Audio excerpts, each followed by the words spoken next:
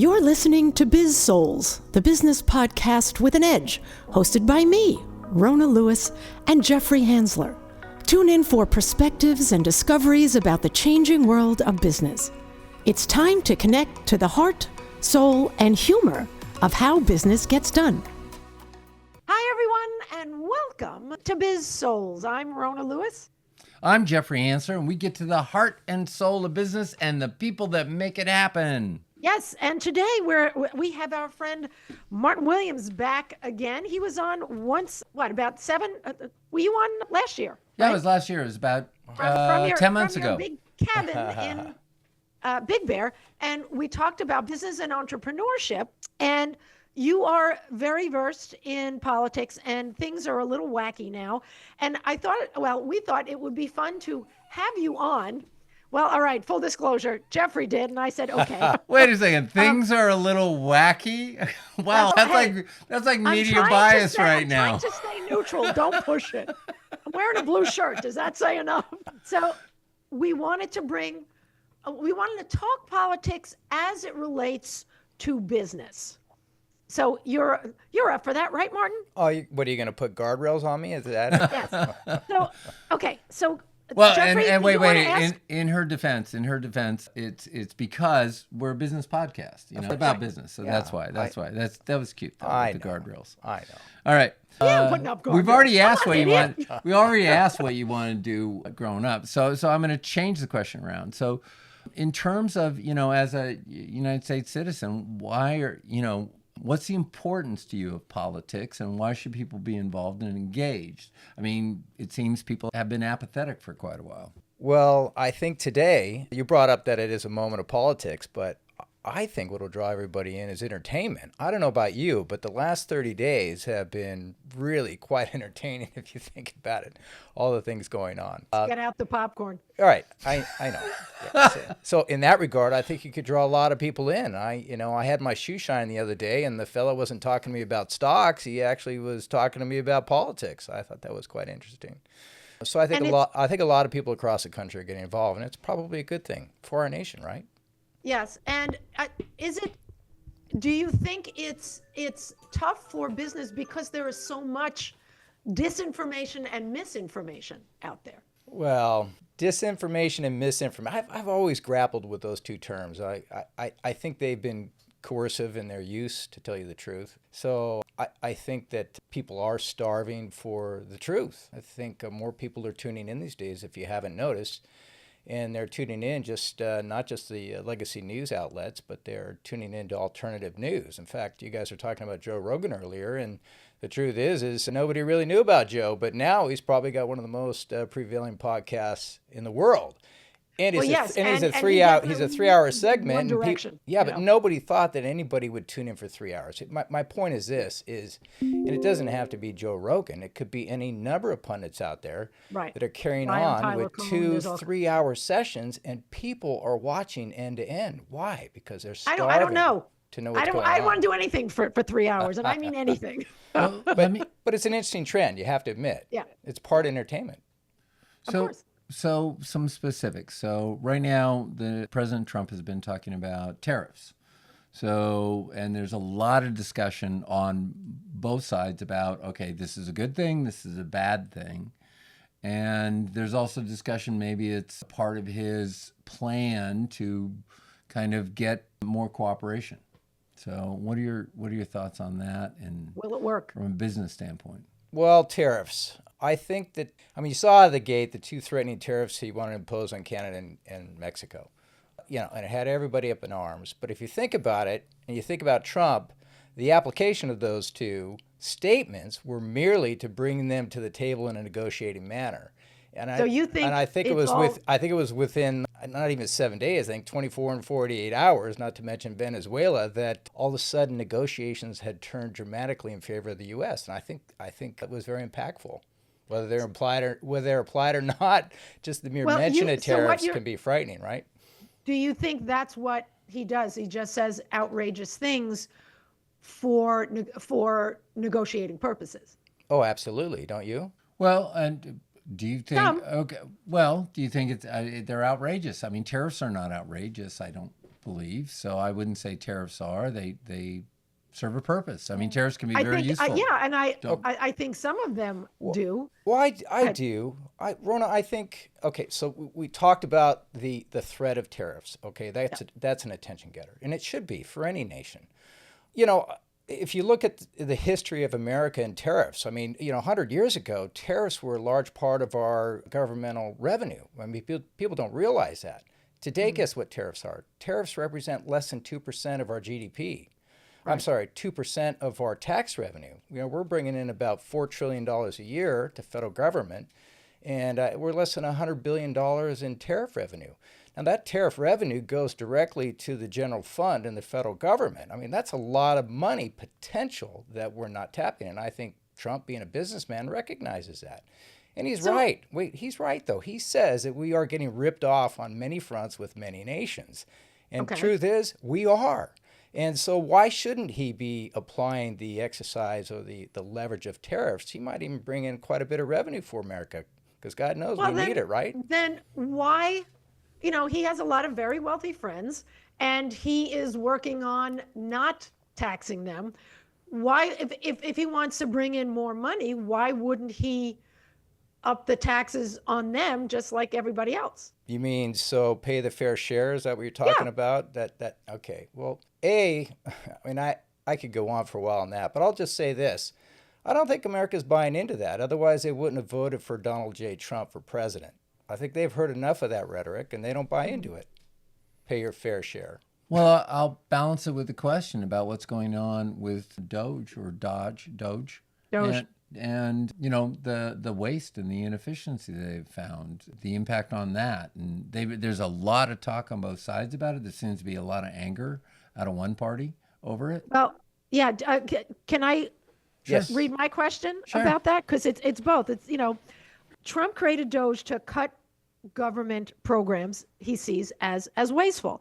Supporters say this will make the government more efficient, while critics argue it's slashing essential services. So from a business perspective, where do you see the line between the necessary cuts and the harmful reductions? Because there have been, there's a lot of fear from even the red states. And then, they've cut things, and then they've tried to rehire the people who are in charge of the nuclear stuff. And, so are they doing it too fast? I mean, where's the balance? Because I agree. There's a lot of government waste. I do agree on that point. Yeah, I think you have to take it in the context of where we're at in the timeline of debt. I mean, let's first talk about national debt. We are at, I think, like 100. No, we're at like 110. We're at almost 120% of GDP. So just some quick numbers, round numbers. $30 trillion is the U.S. economy. That's the GDP. We all know that our national debt is at 36 trillion and climbing. So we're at the highest level we've ever been in U.S. history. The closest time was 1946 after World War II. I mean, we lobbied to win a world war, right? And we were at 106% of GDP. Today, we're beyond that. And yeah, we kind of had a war. We had a 20-year war in the Middle East where I'm not really sure what we accomplished there, to tell you the truth. My point being is that we have a serious problem. We have so much national debt. We don't have the luxury of taking the time and being careful about the cuts. If we don't start curbing our deficit, that's the amount of money we spend beyond what we collect in revenues every year. If we don't start curbing that first and then chipping away at the debt, we're going to be faced with bankruptcy. And does anybody know what happens when the largest economy in the world with the world reserve currency goes bankrupt? We've never seen that before. We saw what Greece looked like about 12 years ago when they had some fiscal unrest. What do you think America's demise would look like? Probably it'd ripple throughout the world, and it would probably something that, some countries would actually enjoy, China in particular. So you are much more involved in politics overall. I am not a fan of either side at this point. And at the same time, I also heard that the president wants to increase spending to the military and a couple of other things, which to me doesn't make sense. if we're cutting things, why would you want to add to an already incredibly powerful military and whatever else we have? Right. It's a sticky situation. I want to get back to the positive side of things now. Okay, so we got loom and doom, we got BK on the horizon, but the truth is we are an economic machine. I mean, $30 trillion GDP. It wasn't long ago we were at 15. So there's two ways to get out of this. Number one is we've got to curb our deficit spending, and we spent 6.75 trillion last year. We brought in short of $5 trillion in revenue, right? In tax revenue. So we're way overspending. But I think what Doge has shown us, just with cutting up USAID, every American that's paying attention, we're up in arms about what's going on with Doge there. I mean, all the NGOs. Right. I mean, let me just get into the NGOs first, okay? We've got 1,500 NGOs registered in the United States. Over 1 million of them are questionably up to nefarious dealings, as we've seen with what's going on with their budget so far, especially the ones dealing in foreign affairs. And I think that there was so much opportunity to cut waste, fraud, and abuse there that we can start to curb our deficit. And I think that should be done. And I think every agency ought to be audited. And here's the other thing. America's been screaming for this type of, let's just call it transparency, for years. We've been asking for some fiscal restraint from Congress. And what have they done? They've kicked the can, and every year they just keep overspending. Well, I think finally, we're getting a look under the hood, and America feels like we're actually doing something. There's a lot of kicking and screaming, but I think there's a lot of momentum behind this, and it's going to make a difference. I think they ought to let it ride. So with Doge, a lot of people are losing jobs in the name of efficiency. What do you think the best way to ensure that the cost cutting doesn't come at the expense of stability? Well, again, I know it's a delicate thing. I think some of the measures they've taken, like, hey, listen, if you don't want to come back in, you can have, I think, 11 months severance or something like that. I think that was pretty good. I think this call back to the office, let's get to work, roll our sleeves up, I think that's good too. I think there's a message across the whole spectrum now that we want to be back to a nation of meritocracy, and everybody's contributing. You know, like, what was it? JFK said, ask not what your country can do for you, what can you do for your country? And in this regard, I think we're just asking all the bureaucrats who are involved with the government, let's get in and give an honest day's work, and let's make America great again. I think that's a fair statement. And so you don't believe in hybrid or remote work? Well, look, I do. I like it. It works for me. But what's clear is that it's government employees have been taking advantage of that. Yeah. I think that's quite clear.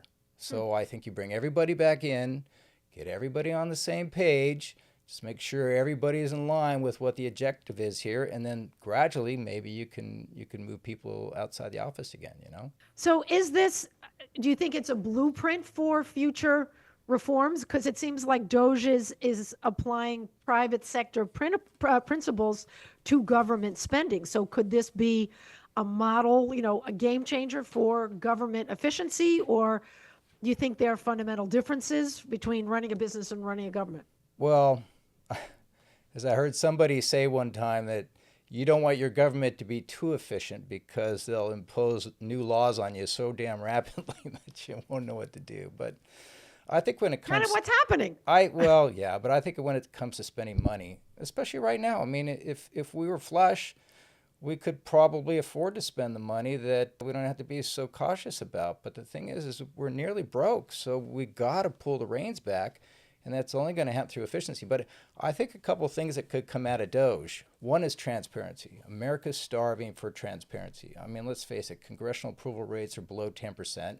People are up in arms. I don't know if you go online and you make a post or anything else and you read what the comments are, people are a little upset. And so I think that if we can reel things back, provide some transparency, do some auditing. I mean, let's just talk about the Department of Defense, DOD. They haven't passed an audit, if I'm not mistaken, in years. And they don't really care to. But I think with Hegseth there, and I think with Trump and the Doge and all that, I think they're going to come around, and it'd be interesting to see, because we've all heard the rumors about $1,000 hammers and now $1,000 coffee cups and that sort of thing, and I think the American people need to know where the money's going. Don't you? Yeah, I did a Oh, I little. would like to. Go ahead, Jeffrey. Really, I get a voice. You've just been staring at him, so I'm asking questions. So I did a little research on it, and one of the questions was, can we pay off? Can we get to pay off the Balanced debt? budget. Yeah, in 4 years, and it's absolutely going to be almost impossible to do that. So what has to happen is there has to come to a terms. We're going to have to get the Republicans and Democrats together, both sides, to carry this forward, I think. And because, it seems to be a lot of politicians that are on the left are focused on all the negative. They're focused on, oh, Elon's, he shouldn't be doing this. The people that talk about 19, 20-year-olds he's hiring, they're not looking at the result. They're looking at the fact that, somebody has now pulled the lid up, as you said, but they've opened up the hood, and could be a lot of fear on it that we're going to have to get over. We're going to have to cross over that to work as a country again from a business standpoint. And I think that's going to be a hard thing I think both sides are afraid not to toe the party line. And I'm going to be a little edgy here. I think a lot of Republicans are afraid to cross Donald Trump. And I think a lot of Democrats are afraid to lean a little right. Well, you make a very good point there. I mean, we've seen it happens in both parties. I mean, yeah. I think like Democrats are like a school of fish. You rarely see one fall out of line. In fact, I'll give you one example. You got Mayor Eric Adams in New York City. Right. Well, he went down and spoke at the White House, and he says, "Hey, listen, we can't handle the influx of immigrants you're putting into our city." He goes, "We just can't manage it." So he started speaking out about it, and what did they do? Well, they brought up some charges about him of dealing with Turkey. So my point is if you buck the party, you get ostracized. But that's away from the point I want to talk about, because you talked about how do we manage the debt. If I can talk about that just for a minute. Okay, so we've got $36 trillion in debt. The reality of us getting out of debt within 4 years is very unlikely. I think it would be a lot of progress if we could run a few years being surplus in a surplus. That is basically we're bringing in more tax receipts than we're spending. Use that, we pay down the debt a little bit, and I think tariffs may come into play. Instead of $77 billion a year in tariffs, good gosh, what if we were getting $500 billion? What about $1 trillion in tariff revenue? That'd be pretty nice. That goes straight to the bottom line. That goes in the general fund, like I said. You don't think it would trickle down to us and make eggs from make things more expensive for us? I do, Rona, and I think there's going to be a little bit of pain for a while. I mean, let's face it. We're talking about austerity measures. Austerity is not fun. Why do you think we've never managed the debt before? Because it's no fun. What president wants to come in and be constrained with what he can spend, especially when he's got donors to make happy? So I think Trump is an exception for America right now. He's willing to do the tough work. And he's not going to get reelected because he's got a 4-year term ahead of him. So let him rip on this stuff. He might actually right-side the ship, is my point. I'm going to say this. He is not a king. He is a president. And that's right. He's out in 4 years, and he's never said he's going to stay in for another term. So come on, let's just get rid of that whole rhetoric, please, and let's get to work. But you mentioned that was my point. He's not. I'm agreeing with you. That's right. So he's got 4 years, if I may, Jeffrey. Right. You said, what if we could all pull together on this? This is a great opportunity for unity, because everybody can get behind making America fiscally strong again. Who is against that? Except maybe a few in the elite class that are highly benefiting from all the cash going out the back door.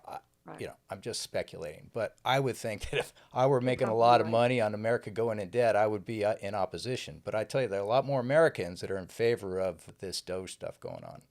And, I should be asking you questions on this. I can't always do that because I have an opinion as well. Like, Apple Computer's doing great. Everybody's buying their new iPhone. And first of all, Apple doesn't manufacture anything anymore. It's all done in China. Right. And so that means, your dollars for the Apple are going into another country. So now, corporations hopefully will fall in line, maybe because Trump's being tough, and they'll bring manufacturing back. And if they bring manufacturing in, and our food production, and taking care of things from a standpoint where we can make sure that we can be on our own if we have to. Well, I think that's a great idea, and it's a good point. Our experimentation with, let's call it the flattening of the world and the global supply chain, if you will, it's been great for consumer prices. I mean, America's basically we're a consumer economy, right? So it's nice to be able to get things really cheap. The problem is we've got to have wages and people making money to pay for that stuff. Well, I think we've systematically been gutting our middle class for the last 30, 40 years, and we need to take a hard look at that. Now, to that end, I think Trump's tariffs are kind of a good idea in that play. You've heard him say, he says, hey, listen, no tariffs if you manufacture in the United States. Well, what does that do? If they bring auto manufacturing here, and I think there's already been some favorable moves in this regard, then we're going to have jobs here in America. And good gosh, we need middle-class jobs, don't we? Of course we do. And unfortunately, I think some of the middle class is going to have to take the place of all the illegal immigrants that have been deported, because they were the ones who were, making picking the strawberries and all that. And they don't have that anymore. Well, once again, we're not talking about, we've always had an open borders. We've had not open borders. We've had open processes for people to cross the border for farming. California had a system for doing it. The trouble is, and the people, most of the people that are coming in, they're not necessarily contributing, unfortunately. They're just getting in illegally. We don't know about them. If you tie it to the Social Security scandal, and what's going on, I mean, how many people are over, 200 years dead? Old or dead? And I mean, we're talking Security millions and hundreds of millions of dollars that they have no idea. And there's some account, is it in Social Security? Some account where it's $1.7 trillion, and nobody knows where that account is going. So does California have a way for them to get in legally still? Yeah, we always have. So is Texas. I think there's. I don't know exactly what it is. I think it's seasonal employment, and they'll bring people in. Yeah, there is a campaign for that. I mean, America's immigration policy it's been pretty well structured until recently. I mean, this whole open border policy, I think, has been disastrous for America. Right. I mean, some of the estimates, we've had over 22 million people come into the country in the last 4 years. Yeah, no, I would love to see legal immigrants have their fair share of work and contribute, and just like we all pay in, I would like to see them all pay in. Yeah. So when you say you would love to see it happen, that means we have to have closed borders. In terms of, we have to have a system that can be able to do that. And Trump tried it before, and he's back on it. Yeah. Well, here's what I believe is, people want to come to America. That's a great thing. So guess what? They'll line up at the front door. Right. We don't need to open the back door, is what I'm saying. And at the front door, we can have people, and they come in vetted, they come in educated, so we get exactly whom we want into the country, right? And they pay their dues to get in. I mean, they stand in line a long time, so when they finally get here, I think they're going to appreciate their citizenship much more than if they came in the back door. Absolutely. Right? My father was an immigrant, came here when he was 22, had to go through the process, and he always flew the American flag higher than anything else. And when he went over to Europe, people would badmouth the United States. Yeah. He'd go, Jeffrey, where we are all have immigrant backgrounds. The only natives are the Native Americans. Mm-hmm. Everybody came here, and they were actually. You know what? That's a misnomer. The American natives are immigrants too. They immigrated across from the Asia on the Bering Strait, and so there you go. They just were here sooner. Go back thousands of years. Well, my point is, my grandparents came on. They fled the turn of the century. I have relatives who fled from the Holocaust and that whole thing, and so none of us are from here originally, and they came in legally. Yeah. Yep. So I mean, we could talk forever on. But may I say something about the debt? No, absolutely not. Yes, of course you can. Let's talk about the debt and where we can go. So there are three ways to get out of debt, right? One is you can just tell your debtor, I'm not paying you. that could have a lot of consequences. And people don't realize it, but foreign nations own a fraction of our debt. Most of it's the Federal Reserve and IOUs. So that's where we'd have to reconcile. Right. But there are two ways to do it. One is you can inflate your way out of it, and we all got a good taste of inflation in the last couple of years. For those of you that were around in the 80s, you got a taste of it back then too. And it's funny, if you do look at a graph, you look at the relationship between our national debt and our GDP, you'll see huge spikes correlating with those two inflationary periods in the 80s and also in the last 4 years. Huge spikes in the national debt growth. So inflation's one way to do it, but it's tough on the people of your nation. I mean, we see people that are struggling to pay the grocery bill, right? Probably not a great application of that. But the other way is to grow our way out of it, and it's probably the great way we want to do it. And I think that Doge and Trump are in line with that. What they want to do is they got a kind of a three-part plan. Yes, we've got to control our spending, and we're going to do that by auditing everything and making sure we're spending our money wisely and efficiently. And I think the American people should be part of that. Secondly, is we're going to grow our way out of this thing. And third is we're going to do that with deregulation. You know, I mean, regulations are a tax themselves. So if we can get through and we can do kind of a scalpel treatment on some of our regulations, we can free up a lot of innovation in America. I mean, let's let the private sector pull us out of this and not the public sector, because the public sector is just about taxing and spending money, right? Well, yeah, and like even in the city of Huntington Beach, they implemented a new policy for parking. It's an absolute disaster, and the website is not done well, and it doesn't cover anything. And they have a phone number, call, except, you know, it's Sunday, and so you can't call them because they're not working on Sunday. And they implemented this, and this is the thing. They implemented all of this without discussing with the residents, without discussing, there was no plan, no pre-plan, no communication. And Huntington Beach is generally a conservative government. So I think it's not so much Democrats or Republicans, it's the bureaucrats. Mm-hmm. Yeah. And Hero leadership. Yeah, and going with that, Martin. So the one thing, the last question on this, and then we'll put a fork in this. So one of the criticisms right now is with all these changes, there's a lot of unpredictability, and they'll talk on the financial stations all the time about, you know, we're not sure what we're going to do, or Europe's not sure what we're going to do. And you had mentioned sort of with the austerity that people are going to maybe have to tighten their belt. What do you think about this unpredictability?